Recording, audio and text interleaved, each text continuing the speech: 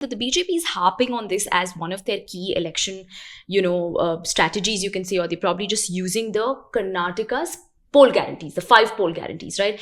They said that the Karnataka Congress has fooled the people in the form of guarantees. In fact, they have done it at the cost of, not having sufficient budget to actually implement them. And so much so, while you pointed out about the recent controversy about the drought relief funds, there was so much of controversy that erupted over, them saying that Karnataka Congress is lying about it. There was just a delay on part of the centre to release the funds. And if you can also throw light and tell us about the budget this year that was given to Karnataka government, where we had our Deputy Chief Minister D.K. Shivkumar also expressing the fact that, like you said, injustice has been done to Karnataka because we are the highest when it comes to per capita the GST, GST contribution, but still Karnataka has not been dealt with in a just manner. So these allegations, your response to it? Yeah, so 2-3 allegations have surfaced, right? One is about shortage of funds. Yes. There is no shortage of funds. Karnataka's growth is very, very significant. Bengaluru especially continues to attract tremendous amount of investment. And as a result, we will have no shortage of resources or tax revenues to make sure that we can take care of our people who are suffering and are in distress. That's the first part.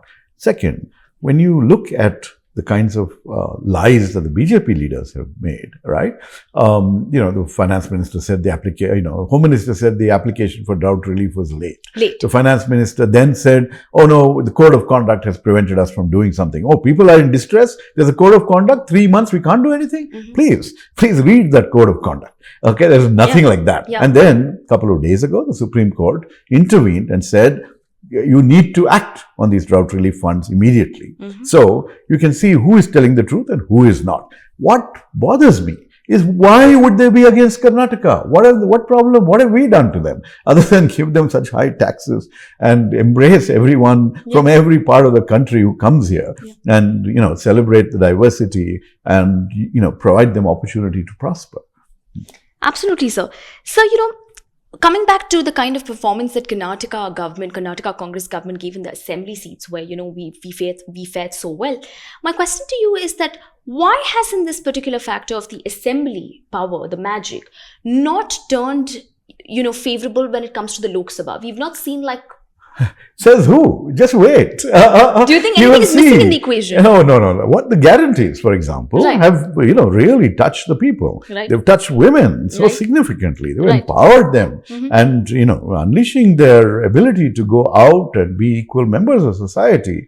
And so, therefore, what you're going to see is a very significant foundation of votes, addition to Congress votes compared to even the assembly election. And people haven't forgotten the 40% commission BJP government in the state. Okay. So and then look, for all the Prime Minister's talk about being above corruption, let me give you 2 examples. The BJP has been thriving on electoral bonds, which the Supreme Court has ruled are unconstitutional. When you look at how they got electoral bonds, you can see the pattern of extortion. We will threaten you with an ED raid. Tomorrow you will give an electoral bond, big tranche. That is, people are able to see that. Okay. And that's one dimension of it, right? The other is that people are actually voting, with a positive way for us, for candidates like me, because they say, look, we're tired of the slogans and the, and the bhashans. We want action. We're tired of people whose first action is to divide. Take our Bengaluru 3 MPs, right? And add Shobhaka, of course. Tejaswi Surya, PC Mohan, and Shobhaka. The first act of theirs when they started their campaign was to try and create a communal conflict in Nagarpet, right? There are FIRs against them. They were arrested. Why? Because they have nothing in terms of development to talk about. So they try to divert attention. So the counter argument to this that the BJP is making and they're raising in their campaigns is the very recent controversy of the pro-Pakistan slogan that was raised during Nasir Hussain's victory, right? And another thing that they are also raking up this election is about D.K. Suresh's comment about a separate South region remark. Now, what is your response to the fact that BJP is like, you have enough and more leaders in the Congress who are trying to play divisive politics? Oops, please. Absolutely not. Right. Okay. Now, first, it is highly condemnable if anyone raised pro-Pakistan slogans. It's ridiculous for anyone to do that in any context, particularly in the context of Congress party. Okay, we are the people who brought India to reality. We're the ones Congress party built modern India. Right. We are the ones who unleashed liberalization and gave everyone an opportunity to prosper.